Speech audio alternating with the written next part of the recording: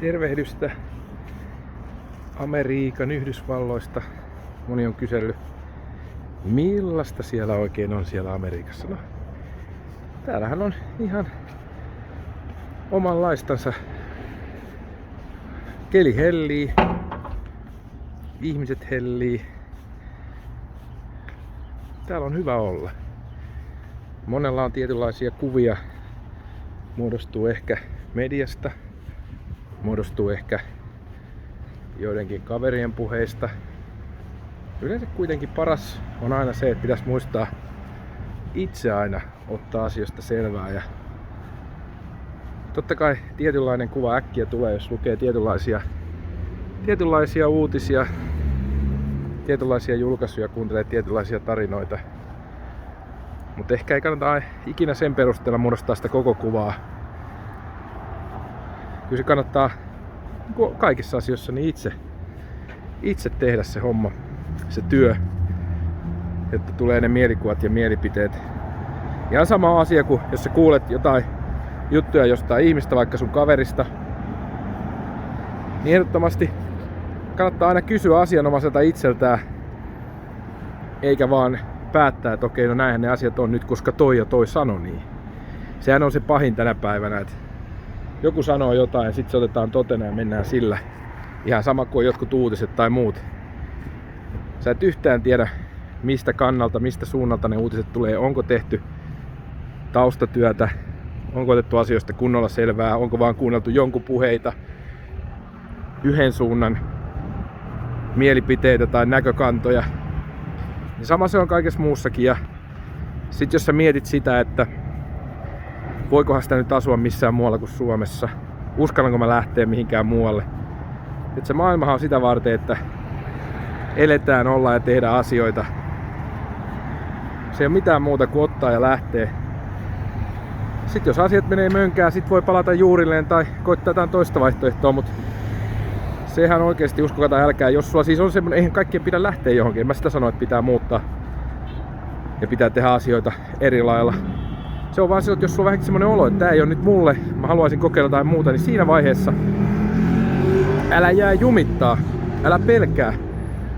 Jos et tiedä asioista, kysy, ota selvää, niin kuin mä just sanoinkin, pyydä apua tai sit vaan rohkeasti teet. Tai sekä että. Ja sit sä näet, mitä tapahtuu.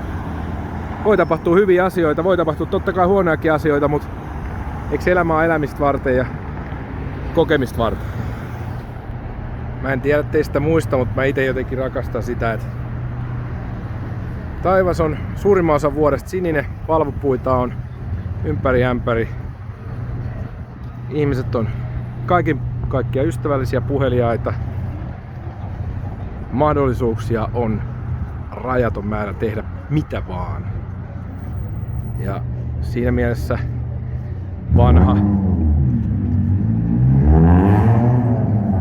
siinä mielessä vanhat puheet kaikissa sarjoissa, elokuvissa, Amerikka on tuhansien mahdollisuuksien maa, niin kyllä se pitää siinä mielessä kyllä paikkansa.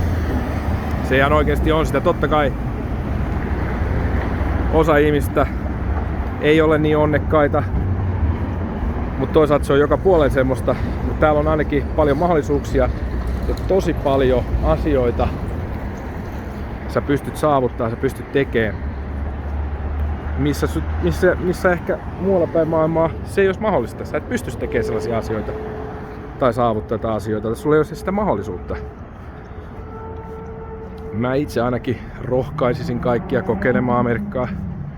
Paljon asioita on hyvin, paljon asioita on huonosti, mutta niinhän se on joka puolella muuallakin. Että sekin on aina sellainen kova yleistys, että no, siellä Amerikassa siellä on siellä näin. Joo, aina muuallakin. Mutta edelleen. Ihan mistä kukakin tykkää, mikä omaan makuun sopii. Tää on aina ollut mulle semmonen, mikä on jotenkin sopinut ja osunut ja saanut mun olon erittäin hyväksi ja rennoksi. Niin mä menen tällä ja mä puhun näistä asioista, tästä maasta, koska mulla on tästä jonkunlaista kokemusta, näkemystä. Sitten taas sellaiset, mistä mulla ei oo, niin mä en välttämättä puhu. Tervetuloa sisään Ralphsiin. Täällä on periaatteessa semmonen perus tavallaan ruokakauppa, missä löytyy, nää on ehkä mun henkilökohtaisia suosikkeja. Hirveen kokoinen kanamörkö. $5. Ne on valmiiksi siinä.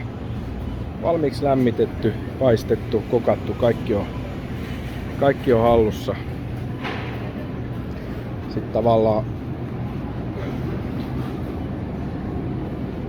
jotenkin niinku herkkupoutaan semmonen ehkä, että missä ei hei, how you doing? Sori, joutui pistää hetkesti poikki. Siinä oli tosi mukava kaveri. Olisi itse asiassa pitänyt kuvata, mutta kun mä aina unohan Suomessa tavallaan, että heti pitäisi kysyä, että saako kuvaa, mutta täällä Jenkeissä se on eri asia, saat kuvaa kaikki haluaa olla tietysti videolla. Niin se oli ihan pitää, me vedettiin hyvä keskustelu. Hän oli siis kaveri, joka on tossa AT&T:n puolessa semmonen amerikkalaisten isoin puhelinfirma.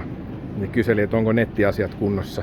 Mä sanoin, on itse asiassa, että kaikki on hallussa ja kaikki on kunnossa ja ei sen puoleen. Sitten jätin juttelee vähän pelihommista ja muuta noista Lakersia ja Ramsia ja Chargersia ja muuten. Mä sanoin, että joo, että mä oon menossa tänäänkin tuohon Lakersin peliin. Ja sitten sanoin, että mitä. Mä sanoin, joo, että siinä istutaan siinä parketilla ja LeBron on siinä suoraan eessä. Että mä istun korin alla, että tutuilla on paikat siitä ja sitten niillä on myöskin Chargers ja Rams Stadionille, että siellä on sviittiä ja boksia. Se oli mitä.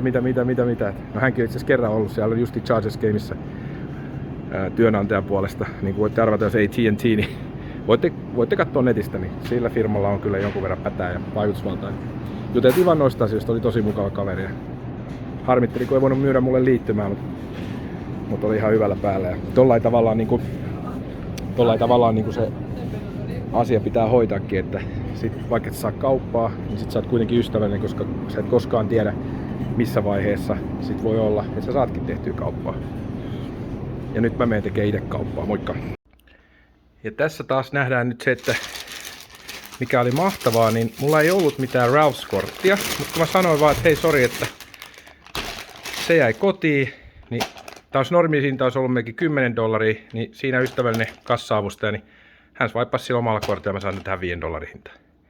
Niin tätä mä tarkoitan, että täällä on myös ihmiset on ystävällisiä, täällä snaijataan homma kaupoissa ja muualla. I love it out here. Ja nyt mä alan syömään mun chickenia ja juomaan mun Pepsonia. Joten palaillaan astialle taas. Kiitos ja hei!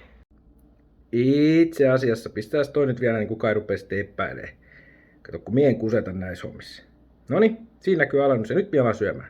Ja muistakaa, Keijolla on vielä jotain pientä teille.